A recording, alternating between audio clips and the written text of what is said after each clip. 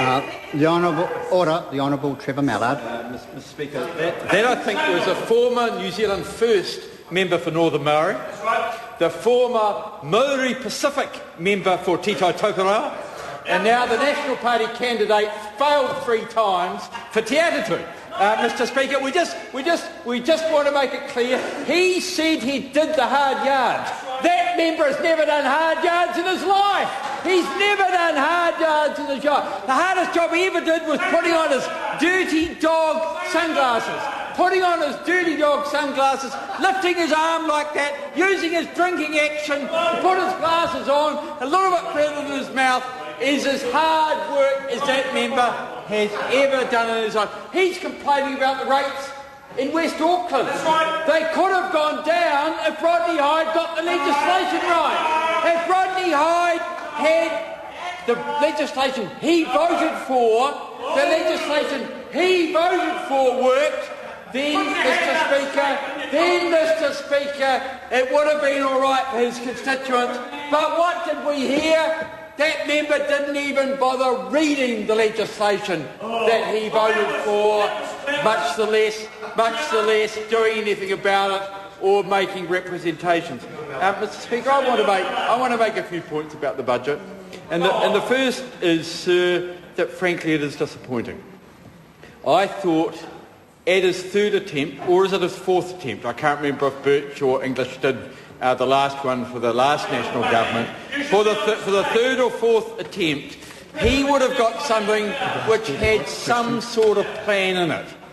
But, Mr Speaker, unfortunately, this budget had nothing that looked like a plan whatsoever. Sir, it was ad hoc. It had a number of arrangements in it which would not have been allowed under a prudent Minister of Finance, for example, like Dr Cullen. And I want to say even Bill Birch would not have put together the sort of arrangements and called it a budget that Bill English has. And I refer, for example, to the inclusion of the sale of the state-owned enterprises within this budget over a 4-year period.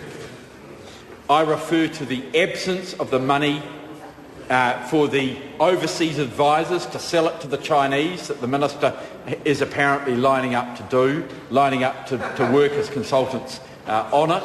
I refer to the money that is going down to Featherston Street, about $300 million, that the Minister is proposing to spend selling those state-owned enterprises. I'm referring to the lack of dividends from the state-owned enterprises. You know, when you sell something and the dividend flow stops, then that should be taken into the account.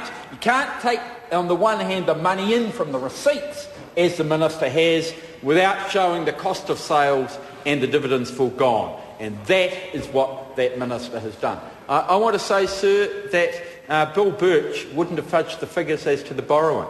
And I think that Bill Birch almost certainly wouldn't have borrowed more than was necessary at a particular time. Bill Birch would not have speculated using Kiwi workers' jobs on a change in the interest rates. And that is exactly... Bill English today is borrowing because he thinks he knows better than the people in Tokyo and Berlin, in Geneva and New York, what's going to happen to international interest rates. Now, we know that sitting beside him is someone who's played around in the foreign exchange market quite a lot and might know quite a lot about short-term positions, but the message that we have always had since the time of Muldoon is that you don't gamble in the foreign exchange and interest rate markets. And that is what this Minister has done. I don't know how much higher the New Zealand dollar is as a result of that. I don't know if it's 1 cent, 2 cents or 5 cents. But there is a view that each of those cents is worth at least 10,000 jobs to Kiwis. And I want to know why that Minister is keeping the exchange rate artificially high in the way that he has and costing Kiwis jobs. Because, Mr Speaker, he said, and the Prime Minister said, right at the beginning of the time that they were in government, that their priority was giving Kiwis jobs. And in the same way, Mr Speaker, I ask why he and his Associate Minister of Finance, Stephen Joyce, are prepared to idly stand by and watch New Zealand jobs be transferred from the hillside workshops to China. Why do they not take into account the cost to New Zealand, of that? Why do they not take into account the number of Kiwis who are made unemployed? Why do they not take into account the tax that should be paid, or would be paid in New Zealand if those jobs were here? Why do they not take into account the apprenticeships that would be created in New Zealand if in fact those jobs were here and the training was done? What that member and Stephen Joyce are doing, because they're specifically told the Kiwi Rail Board not to take those things into account, to take, I'm an accountant, but to take a narrow accounting view rather than an economic or a socio-economic view of the value of that work. No, actually the taxpayer pays more, Mr Hanare. The taxpayer pays more because as well as paying for the railway wagons, we don't get the tax, we don't get the apprentices, and we pay unemployment benefits to the people who are dismissed. We pay more as a result of sending those jobs to China, but that is something that Tohanari and Billingdish support. It's something that they support, Mr Speaker, and Mr Speaker, that is something which I think is very, very sad.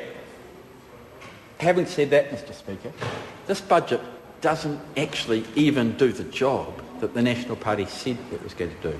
They said that they were going to attack the deficit. They said that they were going to close the gap. But what does this bill do? What does this legislation do? It funds a $16.7 billion deficit. The member is getting it up to record levels, and he's got it to that level because he's managed to do what I thought was probably economically impossible. He attempted to stimulate the economy with massive tax reductions aimed at those people like the Prime Minister who get a tax drop of over $1,000 a week. But, Mr Speaker, at the same time, Mr Speaker, what he has done is he has run the economy down. Normally, the perceived wisdom is you can give tax cuts and the economy will be stimulated. What that member has managed to do is at the same time give tax cuts and to deflate the economy. To have the sort of growth that is almost unprecedented at the moment within the OECD. You've got to go to places like Spain or Greece or Iceland to find a country that has a plan that is so bad, that it is deflating in the way that it is. Mr Speaker, we know now from the feedback that has come that there is a certain amount of boredom on the part of the Prime Minister, that he's feeling feeling a bit tired, a bit emotionally strained by it. There have been a few hard decisions to make.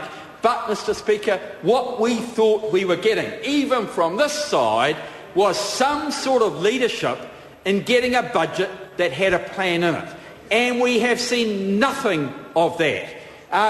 We've had irrigation schemes not put into the budget, announced but not put into the budget.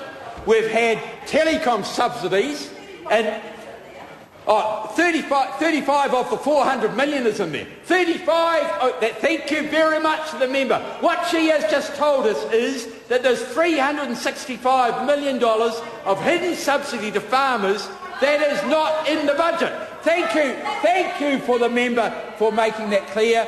And, Mr Speaker, what the Labour Party stands for is a fair budget.